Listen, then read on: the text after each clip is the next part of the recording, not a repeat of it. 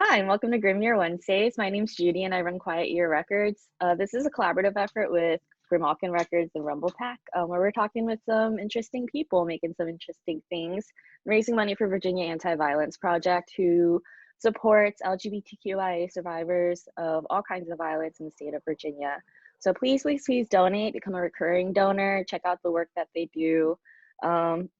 And hope you have a great time tonight, because I'm gonna. Tonight we have two Grimalkin folks, Berko and Eli Owens, or I guess, yeah.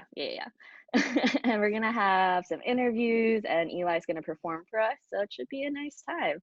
We're gonna start off kind of focusing on Berko first, and then Eli. So, hello, Berko. How are you? I'm good, Judy. How are you? I'm okay. Every Wednesday, like this is my day, and so I got new eyeliner. I have no one else Awesome. to show but y'all, so here you go. That's um, fantastic. Thank you. So I was listening to your music earlier today, or I guess two parts of your music today. So first I was checking out Berko Lover. hmm Um, could you tell us a little bit about the name? Because I'm already intrigued by that. Well, Berko means firstborn in a West African language called Akan. And then my original name was Lover, just because I'm a lover. And so then I just put them together. I'm the firstborn of 7, I think. Um, I don't know, it might be some other people out there, but what I know is 7. And being the oldest is something that I hold dear to my heart, so that's why I took that name. That's really sweet. I feel like that comes through the music, if that makes sense. I mean, when I think of a lover, I mean, there's so many different ways to think about a lover. Obviously, there's like endless music about it. But the Berko part, adding that with it, with being the oldest. I mean, I have my own idea of like what the oldest child has, like, that kind of like responsibility and having to take care of people. hmm And so I kind of hear that in your work. Um, oh gosh, That's what's the interesting. yeah. That's interesting. I don't think anyone has ever said that before. In fact, people try to get me to change my name back to Lover because they thought it sounded weird, and but it stuck, and I think it's really cool. It looks nice when it's spelled out. So it's good for marketing and stuff. So I like it. Yeah. I mean, I think that makes a lot of sense. I mean, lover is cool. I mean, there's so many ways to interpret that too. I'm not saying like you need to it do one no thing or no, another. but both of the words rhyme a lot, so it helps me when I'm writing raps because I can rhyme a lot of words with those. And you've had some music videos. I noticed that there was, I guess this is with your other project, the Merge album that you did with Spartan Jetplex. Um, hmm how has been your experiences collaborating with other artists for your different projects? I like a lot of. I know this is gonna sound cliche because people who make music say this a lot, but I like a lot of different genres, and I really do believe that when I say it though. And every different collaborative project gives me time to find chemistry and coercion with another artist, and I really appreciate that. I think that it's a real talent to be able to I like morph into a different space so that you can either step back or step up how it's necessary to make sure that the music is still authentic to who you are and the sound that you want to make.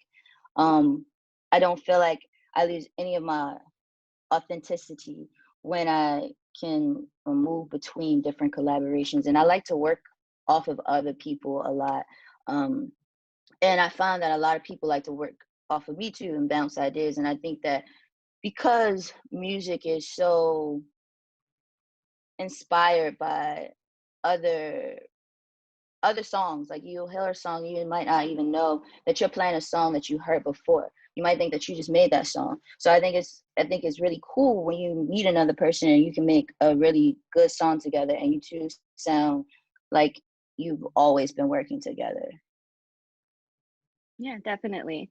How was the collaborative process for, I guess I'm thinking about Merge specifically because So Nice Yesterday and Spartan and Jetplex, they come from such, I guess, like opposite, not opposite, different ends of spectrums and genre, where I think Grim focuses more on like that, like ambience and um, kind of like spooky vocals, and then in combination with your singing and rapping, yeah, that it sounded very seamless. How was the process for collaborating for that album specifically? Um, which one? A Merge? Hmm. With Merge, I like the word spooky. I think that I like spooky music in general, and I think that the spookiness shows up in a lot of my work, especially my older work. Some of the work that I hope you don't find, but it was really spooky. It was like horrorcore rap. So spooky has always like really been something that's been a part of my musical fiber, I think. So like. Uh, Coming with the Merge project, it was just like merging, and that's what the name is. It's just like, you know, we we merged like different songs, and maybe I would start a song, or maybe Nancy would start a song, but we at the end of it just came together, and it sounds like I think another part of it is that we all of us with it, so whether it's So Nice Yesterday or the Elite Hunters Club or any of the projects I've worked on, we all are like DIY musicians, and there's something to say about how that rawness shows up. Like it's not big studios, you're just like doing this work yourself, so it all kind of sounds spooky when it's not all polished, you know what I mean? So I think it works like that. It's just something that I think that this genre, because I even think of it as a genre, that genre of music has in common.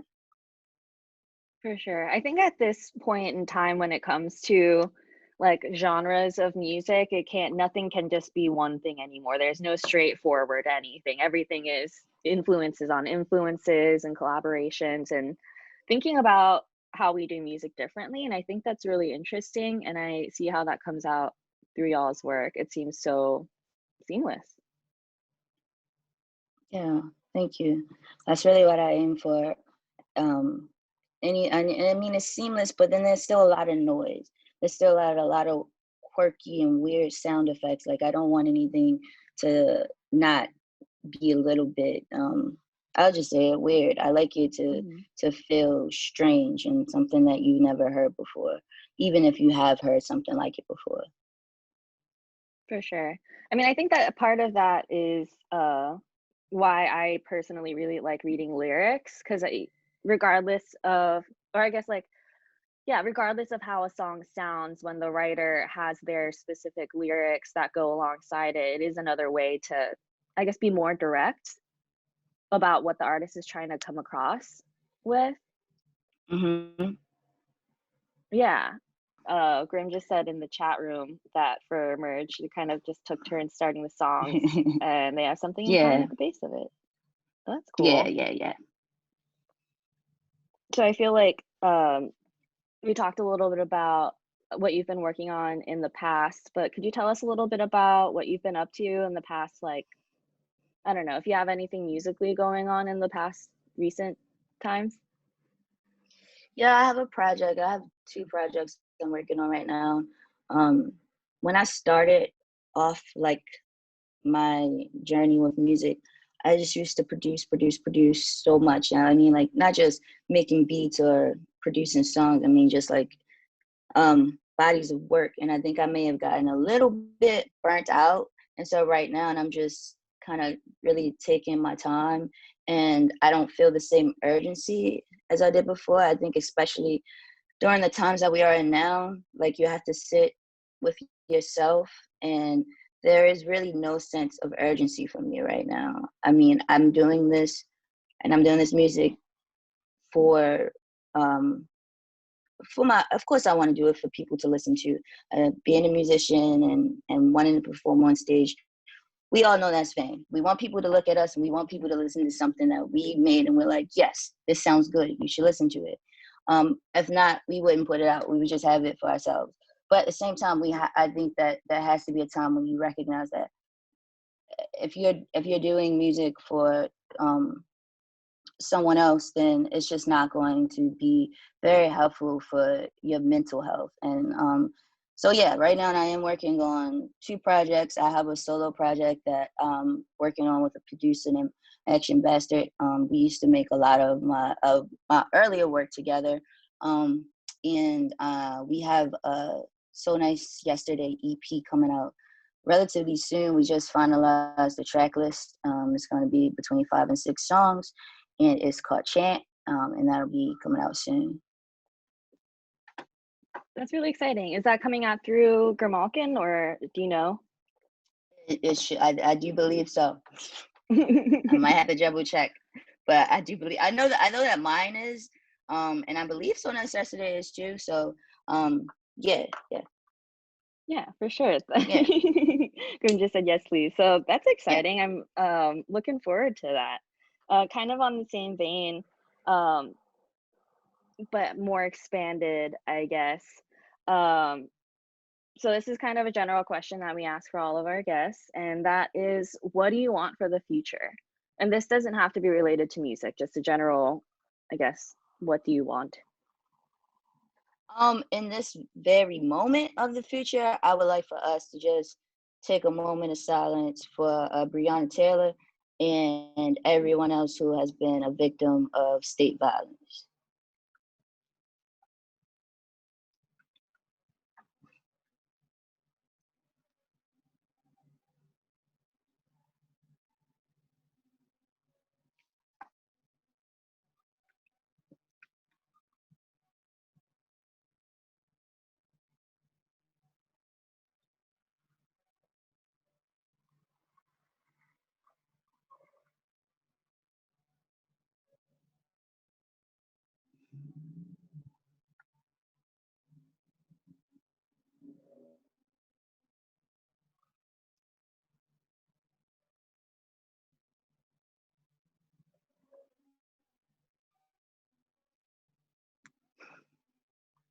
Okay, thank you all.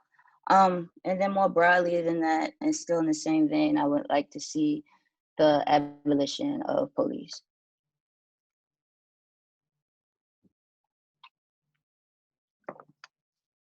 Definitely. Is there any ways that we can support you directly right now? You can support me just by seriously doing everything in your power, really, to support. I don't even want to say support policies because the system is so broken. Just, I guess, everything in your power to be as informed as you can, not spread misinformation. I know that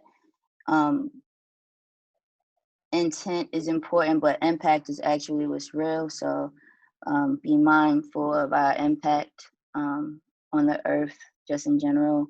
And I mean, if you really wanted to do something for me, then you would figure out how you can help in the fight for abolition. For sure. Thank you for saying that. No Um, problem. and this is my last question for you, also very open-ended. Um, if there's anything that you could tell the world, what would it be? I guess tell us what you like to tell the world.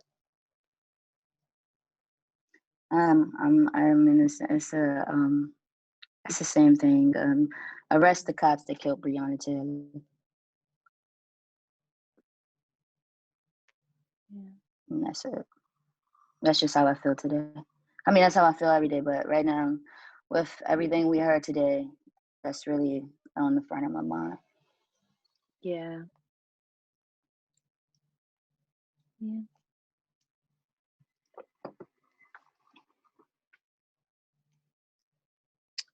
But Alright.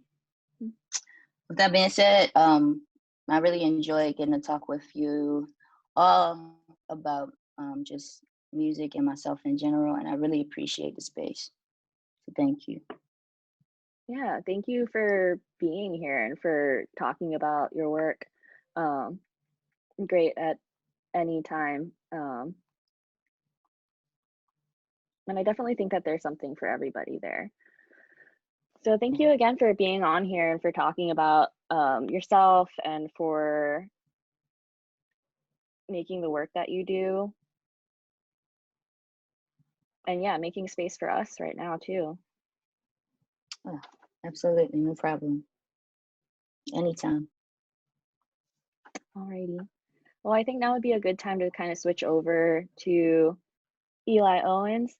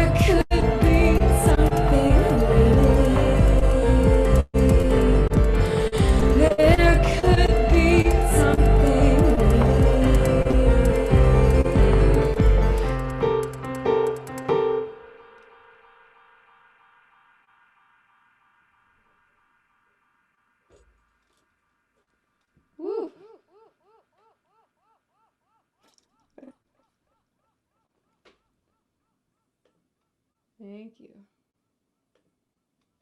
All right, I'm going to do something fancy with my camera now. Whoa.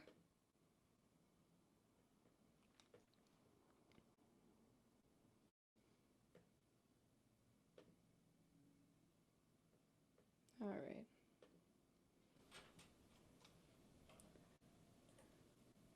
So, this next song is called Day One, and it's about getting sober, which I am now a little over a year sober.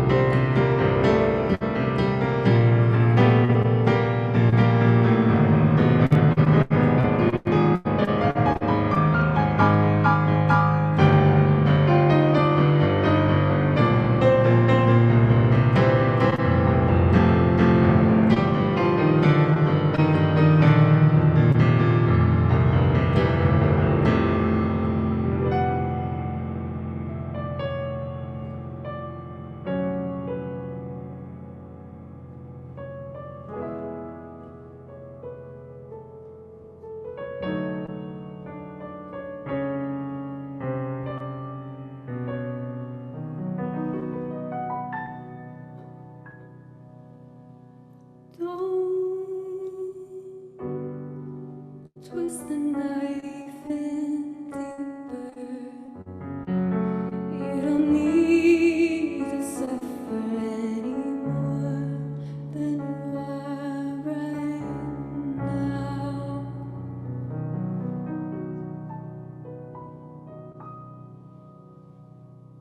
Make some space, listen closely. I'll be here all night.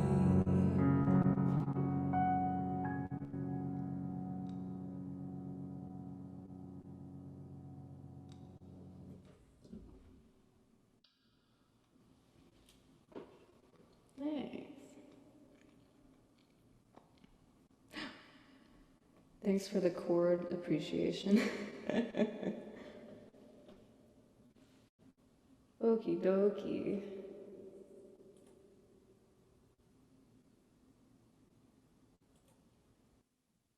Next up,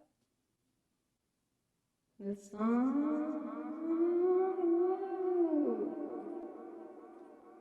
This song is called. Oh, I'm not gonna get rid of it. This song is called Hospitality.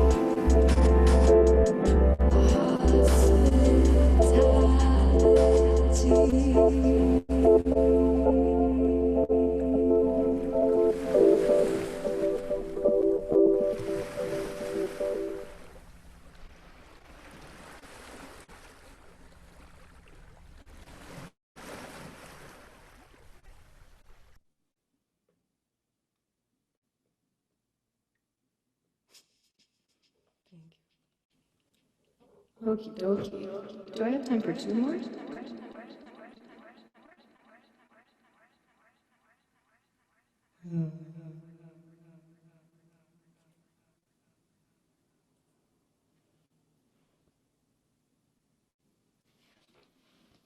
All right.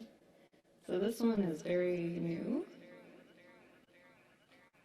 It's called Once in a While. You know, I feel like I might royally F this one up, but it's gonna be fine. I also have to read the lyrics because I don't know my own lyrics.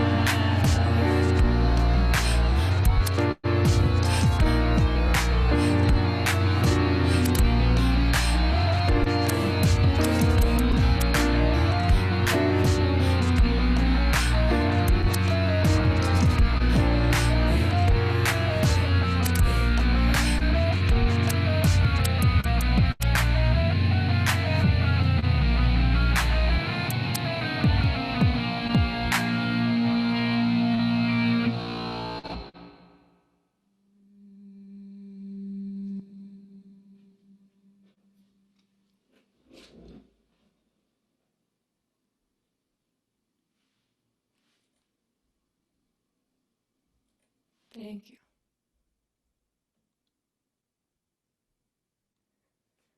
All right. One more song. dun, dun, dun, dun, dun.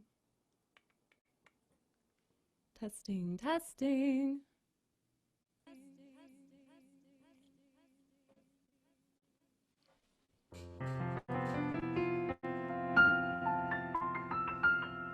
This song is called Potion. And it's also about addiction, I think. I think I'll choose a different background too.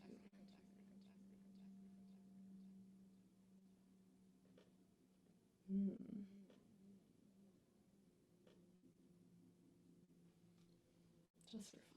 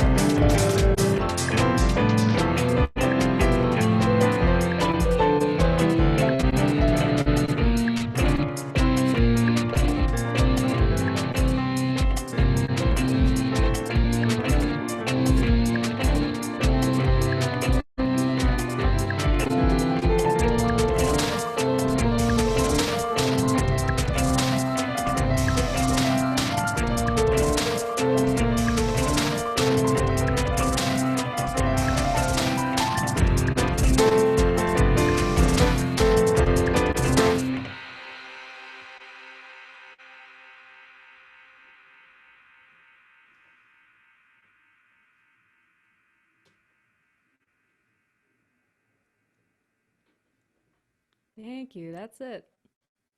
Thank you for performing. That was really, really wonderful. Just as a little reminder, this is Grimalkin Wednesdays, and that was Eli, also known as Elizabeth Owens.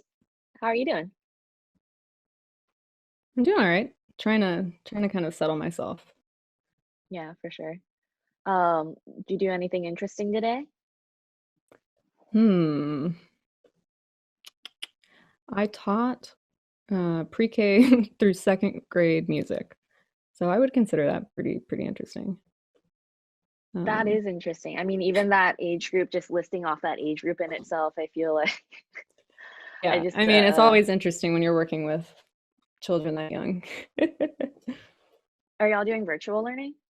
No, so my school opened up in person,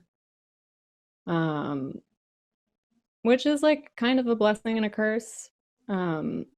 Thankfully, they've been like pretty good. They've been really strict about keeping everybody distant. You know, everybody has to get their temperatures taken, everything sanitized like 80 times a day. So I don't feel super unsafe, which is good. And I feel like most of the teachers feel pretty okay.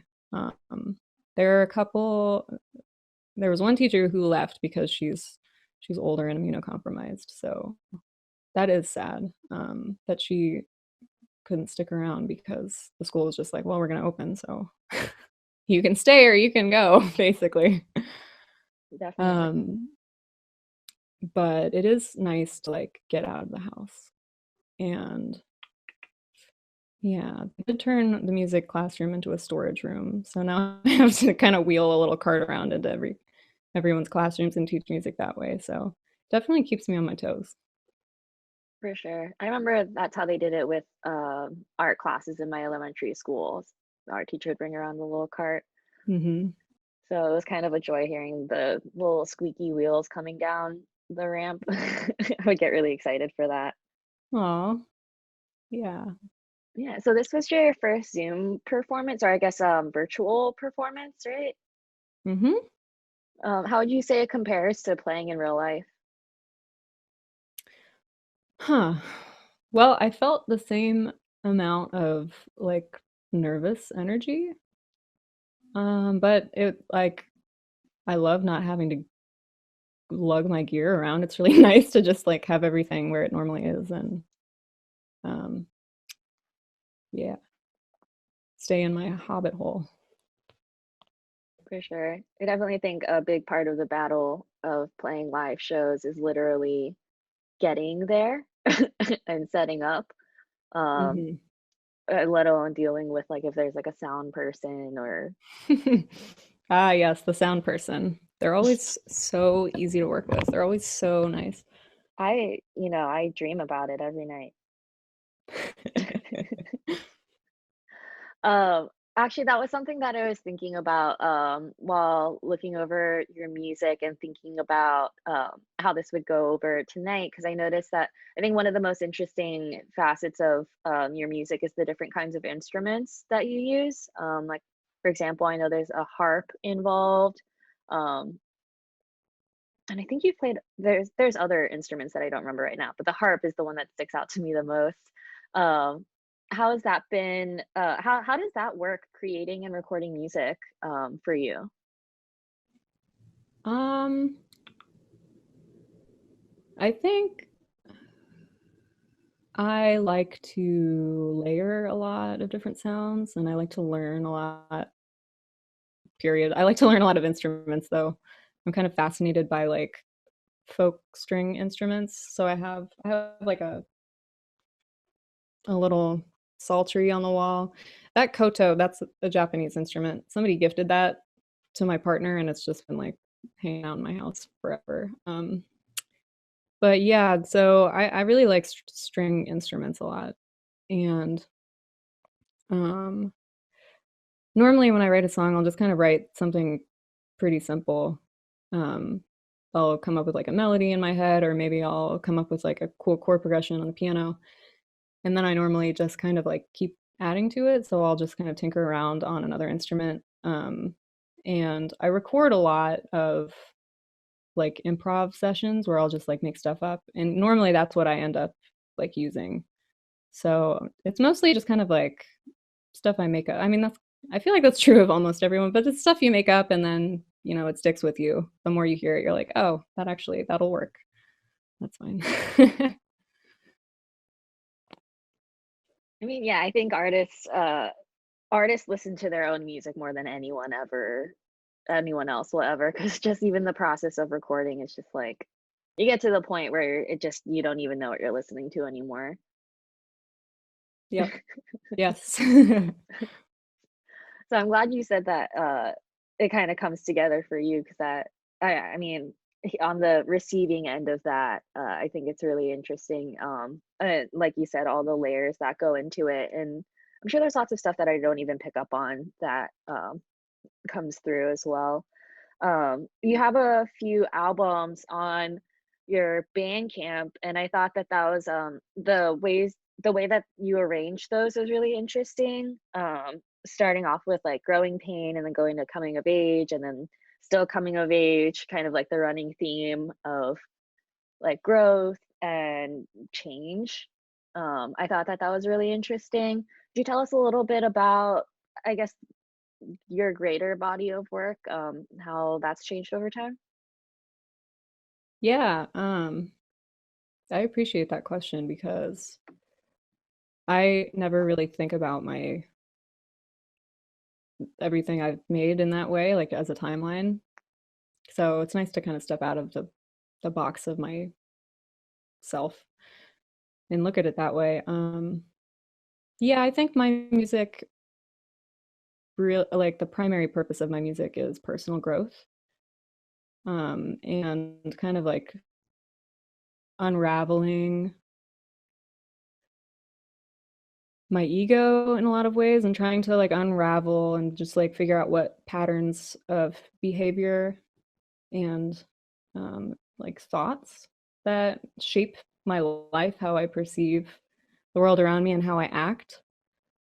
Um, so so yeah, it just kind of it was something I thought about. Like I did think about, okay, this is growing pain, and then coming of age, and then still coming of age because I felt like coming of age, I hadn't really done the work that the message of that album had promised. I was still drinking a lot when that album came out, and I was still kind of not the person I wanted to be. So when I did Still Coming of Age, that was kind of a slowing down and a like real reflection of the work that I had made and how I could actually live the work. Um, and like Berko said earlier, there was like this huge sense of urgency when I first started making like recording albums. That I had the sense of urgency and like I gotta make it, you know. Whatever that means. I have to prove myself essentially. I have to make something of value that other people will see and then like validate. Um, and I feel like Still Coming of Age was kind of like a slowing down and realizing that, well, actually, the reason I do this is primarily to make myself a better person. And so I just kind of like stripped everything down and tried to listen to my own work. So yeah, I don't know. I kind of rambled a little bit, but it was yeah, that's a good observation. Good question. I don't think you're rambling. Well, I mean, I guess that's coming from me, so maybe that doesn't mean anything at all. I We're mean, do both you ramblers. find It's fine. yes, yes. As you're reflecting on I guess the ways that you do growth, the ways that you make your life happen, do you find that's reflected in your teaching and the ways that you work with your students? Yeah, definitely. I feel like so I only started teaching about a year ago, like literally right after and kind of like right around the time that I got sober. And I feel like it completely changed me. Um, because you have to show up for your students. You have to show up for them and you have to be present with them. You have to be patient with them. You have to be compassionate with them. And you can't do any of those things really if you're not practicing that with yourself.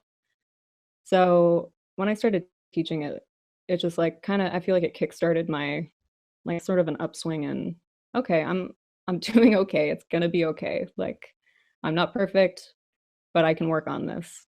But I can work on this whole thing. So, yeah, I think teaching is like it's a very spiritual, emotional practice for me. It's not just about like content at all. It's about having relationships with people and really thinking about like what you're teaching them, For what sure. you're teaching yourself. Yeah. Yeah. And it's interesting because like from the student side, they don't see any of like the inner workings or the everything that it's taken to come up to this moment. They're just like, I'm here right now, I'm hungry. Yeah. I'm Right. It's bored. also very humbling.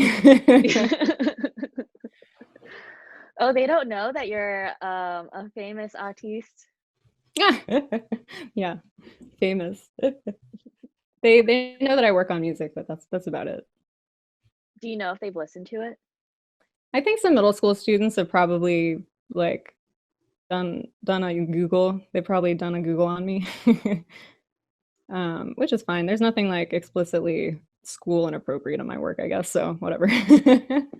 Yeah. I mean, it's definitely a very personal side of you that we get to see, and then it's another side of you that your students get to see. So it's interesting the ways that they overlap.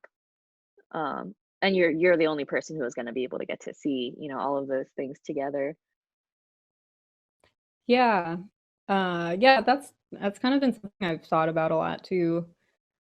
How much of it's something that I think every teacher probably has to answer for themselves, but like how vulnerable do you get with your students? How much do you share with them? What's appropriate? What isn't? What are your boundaries as a human? Um, yeah, I do play. I mean, sometimes I play songs for them that I've written, very occasionally. And it's only kind of when it feels right, like when we're talking about the way that music connects people or like analyzing lyrics or just like the technicality of learning how to play an instrument. So I don't feel like it's something that should be kept separate. I feel like when appropriate, yeah. I mean, my favorite teachers were people who I saw as like real people, like humans who had lives and who like wanted to share that with us. Especially particularly now, with so much uh, change happening, so much just adjustments happening, even if things are in school for y'all still, it's just like the world is different right now. Do you find that that's something that's been noticeable for you in the classrooms? Um, Actually, I mean, for the most part, kids are so resilient and they just adapt like that. So for the most part, the kids seem pretty much the same. They're just like everything's normal, but now I have to wear a mask and stay 6 feet away from my friends. But it's definitely like drastically changed the way I think about teaching for the better because uh, it's gotten me thinking about teaching as a form of like care informed teaching, and focusing more on I'm focusing a lot less on like teaching kids how to read and write music, which I really don't think is that important. And more on like the history of our music in America and like the Black artists who kind of shaped American music and like what it means to really listen to a song. And I've been trying to like teach more listening than anything. Um, like music as a form of connection, hearing people's stories, and also like just trying to bring a little more light into the classroom because things do feel really heavy. And so it's kind of like lightened my load in that I'm less worried about like they have to get all their standards in and like they got to learn X, Y, and Z. And it's more about, all right, did they smile today? Like, did they listen to a new song that they'd never heard before today? Um, so yeah, that's been good. I feel like there's been a lot of positive from it. I think everything that you described for wanting for your students is stuff that applies to adults too. Have you smiled today? Have you listened to something new? Like, are you taking, like, what care do you put into your own life?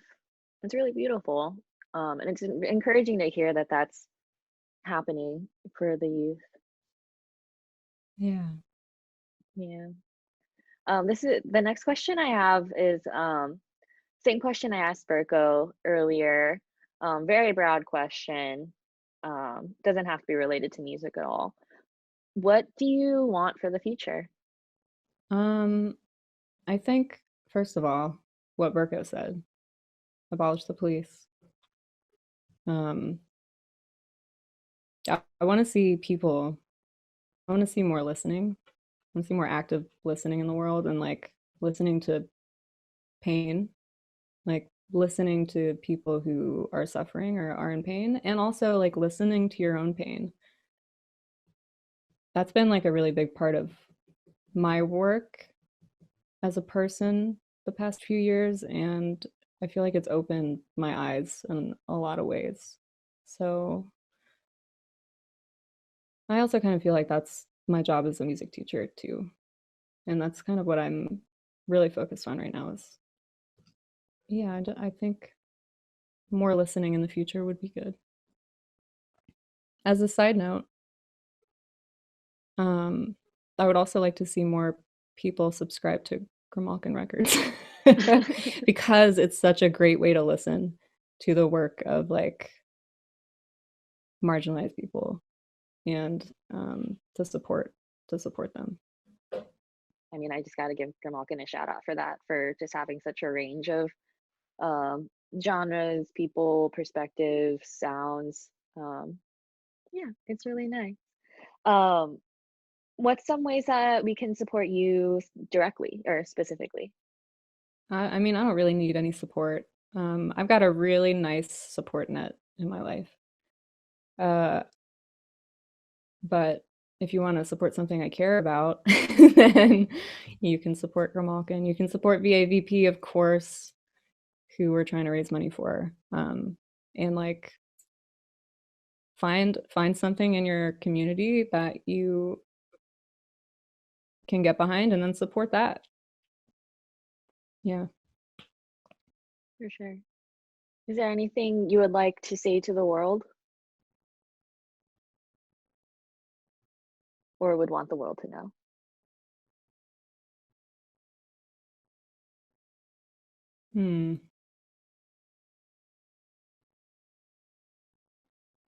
This is really cheesy, but this week I've been telling myself it's okay to be sad. And it's like such a cliche, but I feel like I can't hear that enough. Like it's okay to feel sad and it's okay to feel pain. And you're only